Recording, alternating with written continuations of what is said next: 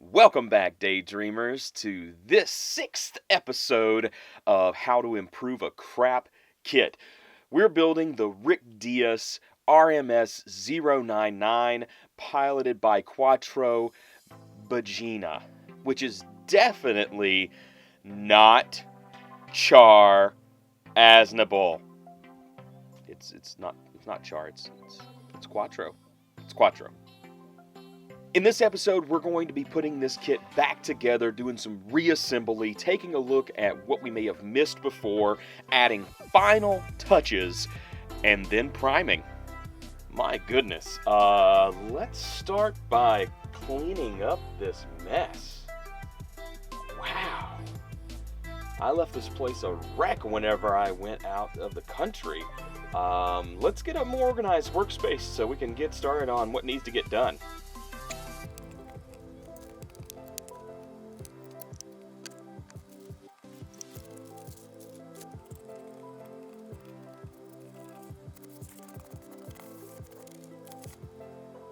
Okay, so what I want to start with today is really just kind of reassembling this guy back to something that looks like a kit.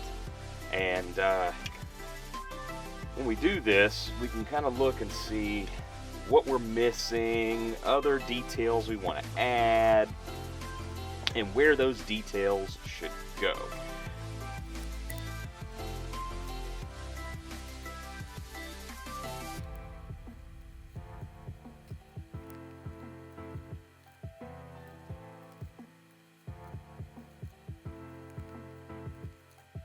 And there is our completed, for now, kit. Now, one of the things that I've already noticed is I'm going to have to spend a little more time loving on this guy. I missed sanding down these little nub marks right there. Right there. I missed doing that. Totally my fault. I didn't really pay attention to the beam saver. It was a simple piece and I didn't do anything about it. So definitely gonna have to give that some more love before we get into the painting stage. I'll keep that off for now. That's one thing that we have to fix. Another thing that we need to go ahead and fix is looking at the feet with this line that I did around the foot. I need something that's gonna break that up a little bit more. I'm not happy with it. It looks a little too plain. It needs something else, so I'll probably end up putting a piece of plow plate over that, and we'll give that guy a little something extra.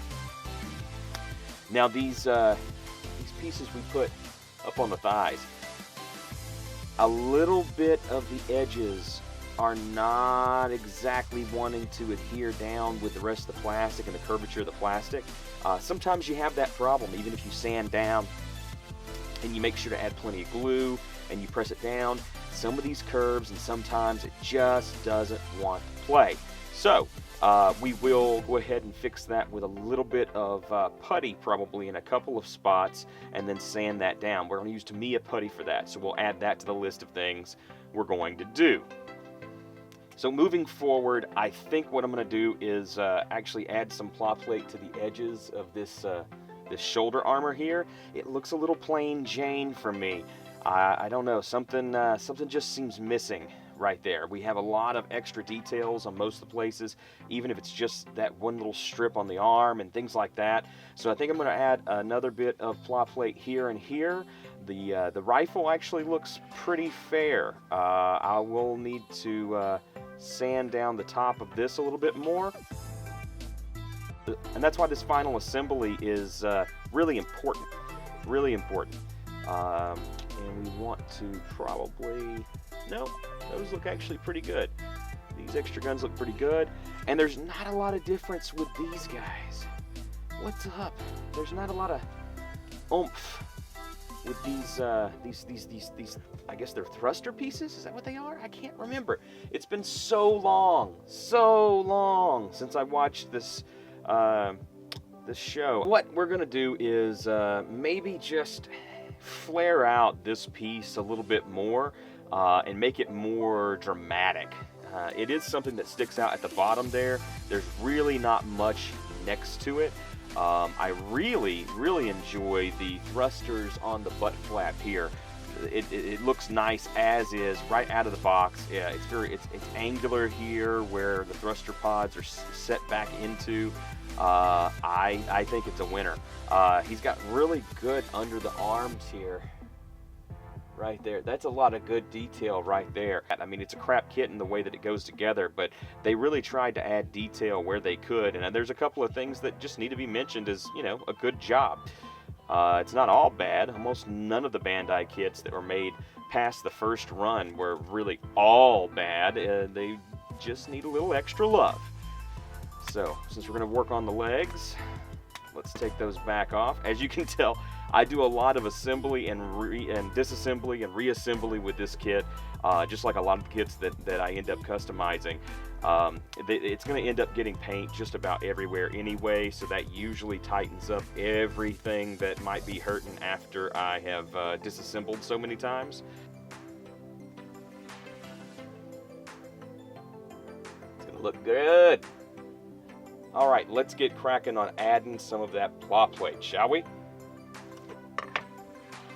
Okay, we're going to use our handy dandy dyno tape to make sure that we stay on track. There we go. And let's call that what we're going to do. Okay. I love those little curly cues. So from there we should be able to break. Totally flat right across, and break. So there's our dyno tape that we're taking right off of there. And there's our straight and parallel cut piece. Isn't that nice? Okay. It looks fair. It looks like a decent, at least, thickness, but let's slim it down just a little bit.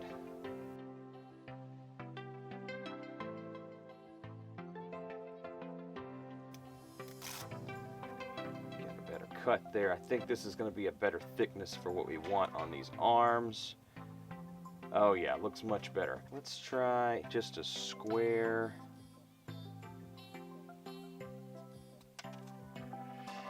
Block.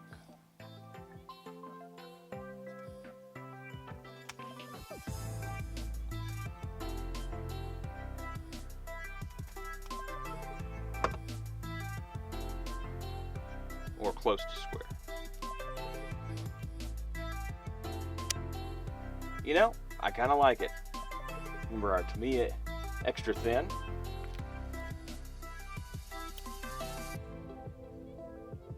Be very careful that you do not get your fingerprints in this this cement, because since it's melting the plastic,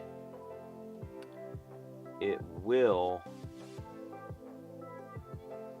leave your fingerprint indentation in the plastic.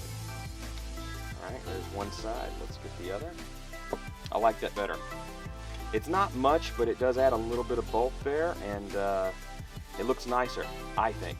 So, and you know, it's my kit, just like it's your kit, so do whatever you want with your kit. Alright, next thing. I like this little groove that I've made below the head here, but I don't like how it's just a hollow groove, and I want to fix that. So let's first remove the head, and you can see right here, this is the slot that we're going to be able to put those wires through all the way down into the body. Okay, we're just trimming this with scissors. I think it gives you plenty of control when you're trimming ply plate. Oh yeah, that adds something different. I like that. Okay.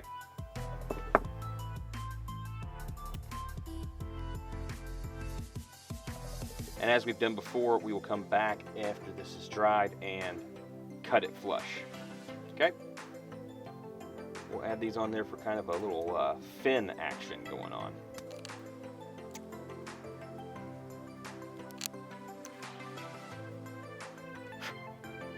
There we go. Okay, let's tackle smoothing out these thigh pieces that we spent so much time customizing. We see a little bit of this this carryover from this pink color. That's fine. That's actually been sanded down. That should be okay. But I really don't like a lot of these gaps that I'm seeing here. I have a feeling that the primer is going to do a really good job at helping to mask those and cover those up. But at least at the very top right here, right there at that edge, right there, I'd like to cover that and really get that smoothed up all the way up. So let's grab some Tamiya paste. This stuff will melt the hell out of a lot of styrene parts if you're just trying to scratch build. For scratch builds, I think milliput or something like that may do a little bit better. For small crack filling, I'd still say go with the Tamiya.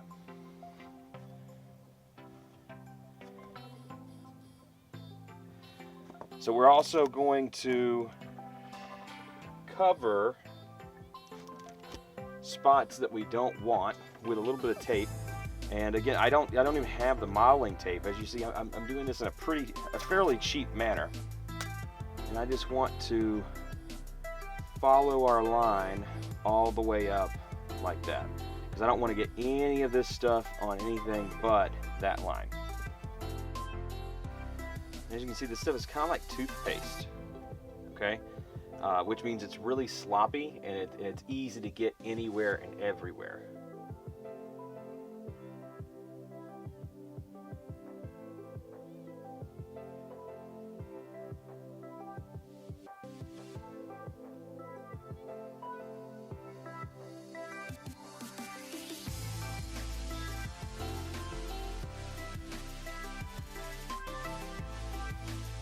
Okay.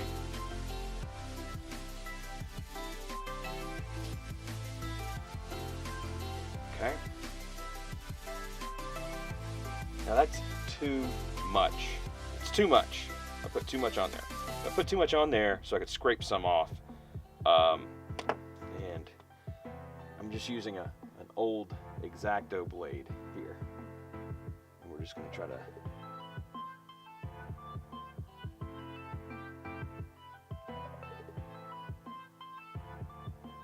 take that down a notch.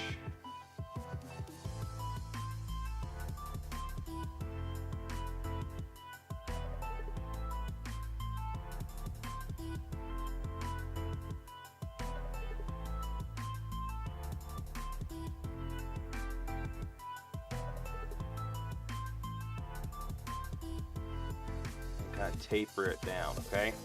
And if it's sloppy right now, that's okay. It's totally okay. Because we will be doing some sanding to take that the rest of the way. Also, this stuff dries at a snail's pace, so you really want to give this some time, like at least 24 hours before you start messing with it. Okay? Some of this stuff where I've had to lay it on thick before because I wanted to do some experiments, I left it on for a week and it was still a little spongy, a little soft whenever I got to it. So we're going to leave this on and we will get back to it later. So I think that's going to wrap us up today. We're in a holding pattern while a lot of glue and some of the Tamiya putty here dries. So while I'm shaking this up, I just want to remind you guys, definitely shake up all of your stuff, even your primers. It should go on fairly thick because it's a primer. And today I'm using Vallejo Gray. It's acrylic polyurethane surface primer. Worked pretty good for me in the past. Let's see if it works pretty good for me today.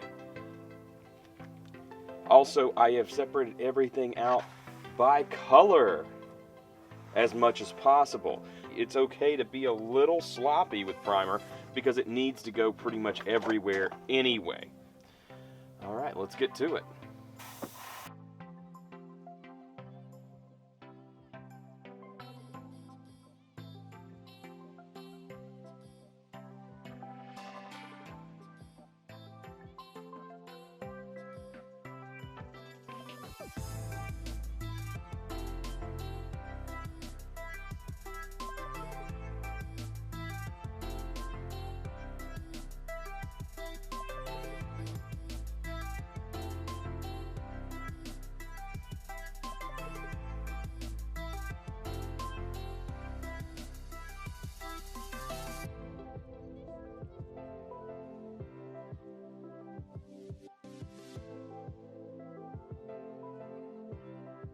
Okay guys, well my camera cut out because my batteries ran out. I've got a double battery and both of them ran out. I don't know why exactly, but it should have been good for this session, and it wasn't. But I got new batteries in my camera now, and I'm here to tell you that we have primed all of our pieces, which is an exciting process. Not really. It's kind of a boring process, but it's very important to the end result. I used to never, ever prime before I painted, because you wouldn't use primer any other time, like after you painted, idiot. And I could tell a difference, a big, big, big difference in using primer and not using primer. And this is whenever I got really nitpicky about some of the things in my kits and how they looked and that kind of stuff. That's when I was able to tell the difference. So maybe you can too. And don't worry if you don't have an airbrush. Not everybody has an airbrush. If you don't have an airbrush, there's plenty of rattle cans out there. Some of the best that I've used personally have been Tamiya brand, and they do have a gray, light grayish, because I didn't use white. It may look white, but I didn't use white. I used gray. They have a gray primer. That's what I'm trying to tell you. They have a gray primer in a rattle can, and then they have a lot of colors in rattle can. You can use some of the same steps that I'm using here with an airbrush with the rattle cans. The biggest thing that is going to be hard to do with a rattle can is to do the finer details like pre-shading. However, you can do pre-shading with pastels. If you'd like to know more about pastels and how to use them, please comment below and let me know. If this video was informative to you at all, or if you liked it, please hit like, and if you're not subscribed yet, please subscribe. Share this with anybody that you think it may benefit, and please don't forget to keep on daydreaming about Gunpla.